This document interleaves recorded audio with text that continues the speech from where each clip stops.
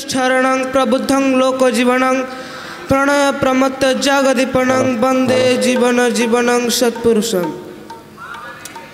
परम प्रेममय श्री श्री ठाकुर परमाराध्या जगज्जननी श्री श्री बड़मा परम पूज्य पाद श्री श्री बड़दा परम पूज्य पाद श्री श्री आचार्य देवंकर श्रीपाद पद्मरे मोर कोटि कोटि प्रणाम। समस्त गुरुभ्राता और माँ मानू मोर प्रीतिपूर्ण जय गुरु। हेलो हेलो विधिर विधान जितेबाला मानव सभ्यता द्वारा अवहेलित हुए काल सेतेबाला भयंकर रूप निए और मृत्यु सेतेबाला अनिर्वार्य हो जाए। हेलो मृत्यु ईश्वर प्रदत्त शब्द बा उद्देश्य नुहे बरं मनुष्यकृत कर्मर परिणाम। ठाकुर भाषा मरना मारना जदि पार मृत्यु को अवलुप्त कर। जदि आम ठाकुर नियम को पुंखानुपुंख भाव अनुध्यान करूँ तेबे आम जानू जे केवल ठाकुर नियम को बाद दे आउ कौन सी नियम केबे भी चिरस्थायी हो पारे ना। कारण नीति बा नियम सर्वदा जनगण को श्रृंखलित करने तथा स्वार्थ रक्षा और प्रगतिमुखी करने प्रणयन करा जाए। किंतु आम जानू मनीष प्रकृति चिर परिवर्तनशील ताहा परिवेश प्रभाव हेउ बा जेनेटिकली ट्रांसफॉर्मेशन द्वारा हेउ जहाँ समग्र मानव सभ्यता हानिकर ताहा नियम द्वारा अनुशासित हेबा ही उचित। जदि वर्तमान समाज को अनुध्यान करा जाए तेबे बुझा जाए जे जो भाव बा आचरण मनीष को पशु ठारू पृथक कराए ताहा समयानुक्रमे क्रमशः अपसरी जाउछि। जार प्रकृष्ट उदाहरण आजिर परिस्थिति और समाज रे घटुतिबा विकृतिर परिणाम। जदि वर्तमान समाज को अनुध्यान करा जाए तेबे बुझा जाए जे जो भाव बा आचरण मनीष को पशु ठारू पृथक कराए ताहा समयानुक्रमे क्रमशः अपसरी जाउछि। जार प्रकृष्ट उदाहरण आजिर परिस्थिति और समाज रे घटुतिबा विकृतिर परिणाम। एकदा भारतवर्षर जड़े प्रसिद्ध आईनजीवी तथा स्वाधीनता संग्रामी देशबंधु चित्तरंजन दास पावना हिमायतपुर सत्संग आश्रम को आसीथिले। किछि दिन आश्रम रे रहिबा परे से ठाकुरंकर शिष्यत्व ग्रहण कले।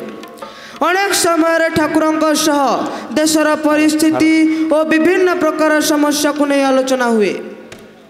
देशबंधु चित्तरंजन दास समस्या विजड़ित प्रश्न गुड़िकर उत्तर देवाकू जाई ठाकुरंकर अभिव्यक्ति गुड़िक यही प्रकार थिला।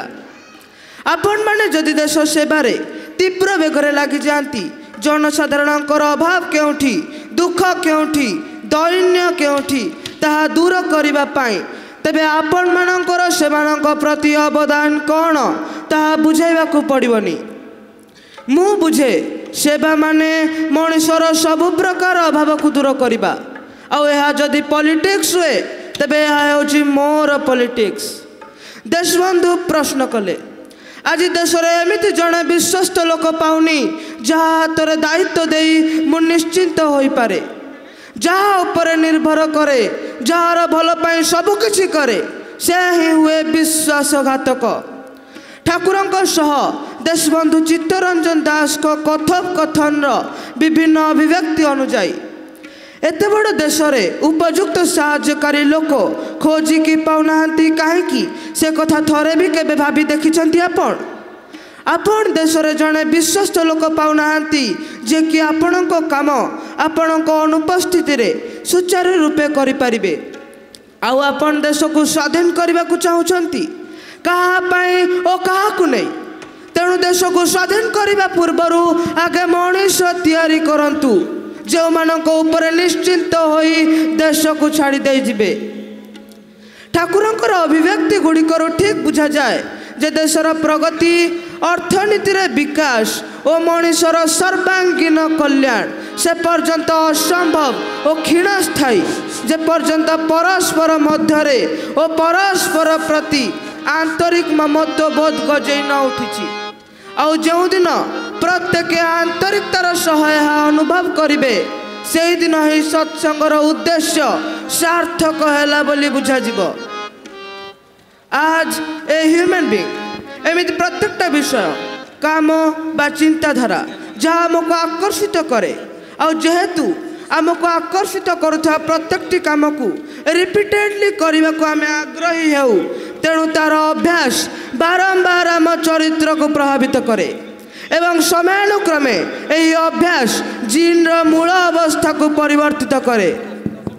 विवर्तनवाद जेपरी आमर सदभ्यास को भविष्यत वंशधर बा संतान संतति मध्य संक्रामित करे जीन को प्रभावित करी सेहीपरि बदभ्यास को मध्य भविष्यत वंशधर मानक मध्य संक्रामित करे जीन को प्रभावित करी।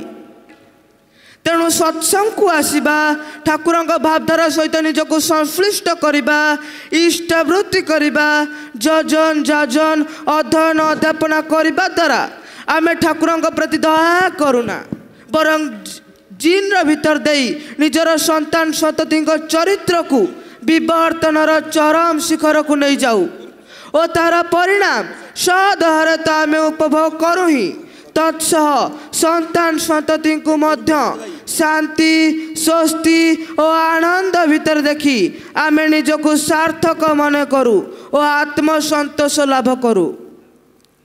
अनेकों मतरे आमर संतान संतति माने यथेष्ट उच्च शिक्षित तेणु से माने निजर भल मंद निजे ही विचार करि पारंती तेणु स्वतंत्र भावे गुरु ग्रहण बा इष्टानुसरणर कौनसी आवश्यकता अच्छी बोली आमे मने करुना। आहरी अनेकों मतरे जदि जीनगत प्रभाव जोगु पिला भल बा मंद हुए तेबे गोटे भल लोकर छुआ खराब और गोटे खराब लोकर छुआ भल हुए किपरि जदि मनुष्यर अभ्यास जीन रूपांतरित हुए तेबे भली हेबा कथा तो नुहे। उदाहरण स्वरूप हिरण्यकशिपु भली जड़े विकृत मानसिकता संपन्न व्यक्ति छुआ भक्त प्रहलाद है किपरि पुराण अनुजाई भक्त प्रहलादर माँ कयाधु जड़े सती और साध्वी नारी थिले आउ आमे जानू जे जड़े भल माँ जड़े भल संतान को जन्म दे पारे किंतु विज्ञान बा जेनेटिक लॉ अनुजाई बिच्छती गछर मंजी को जेते उत्कृष्ट बा उर्वर जमी पोता जाऊना कहीं ताहाकु तुलसी गछरे रूपांतरित करा जाई पारिबो नाही। तेणु जेपरि भल छुआ पाई भल माँकर प्रयोजन हुए सेहीपरि भल छुआ पाई भल बापांकर मध्य प्रयोजन हुए किंतु पुराण वर्णित तथ्य अनुजाई हिरण्यकशिपु कठोर साधना करी ब्रह्मा को संतुष्ट करने सह अमरत्वर वरदान नहीं गले। एठारे प्रश्न उठे जे जड़े हीनमन्य विकृत मानसिकता संपन्न व्यक्ति एते बड़ अचीवमेंट कौन संभव। ठाकुर कहती थरे मात्र आमिष आहार करने पर 14 दिन पर्यंत साधना राज्यर कौनसी सूक्ष्म अनुभूति हुए ना। द्वितीय साधना राज्यर चरम अनुभूति पाई चारित्रिक पवित्रता मानसिक स्थिरता और ऊर्ध्वमुखी तन्मयतार आवश्यक हुए जहाँकि जड़े साधु और उच्च स्तर साधकों पक्षर ही संभव। तेणु ए दुई मत प्रकाश करिवार कौनसी कारण ही नहीं जे हिरण्यकशिपु जड़े महान साधु और साधक थिले तेणु से भक्त प्रहलादर जन्मदाता होइथिले किंतु जो माने निजर पिला मानकर उच्च शिक्षा को तथा से मानकर समाज रे प्रतिष्ठा को जीवन ग्रेटेस्ट अचीवमेंट बोली मन करी सत्संग और सद्गुरु ग्रहण को अग्राह्य करी चलती से हिरण्यकशिपु उदाहरण सर्वोत्तम कारण साधनार सर्वोच्च शिखर को जाई मध्य जदि हिरण्यकशिपु विकृत मानसिकता संपन्न हो पारिले और समाज मंगल पाई तांकर हत्या अनिवार्य हो गला सेठारे तथाकथित सभ्य और उच्च शिक्षित पिला माने कुआड़े भासिक जे चली जिबे आजिर विकृत सामाजिक परंपरा रे जानिबार सुजोग भी पाइबे नहीं शेष पर्यंत आपण माने।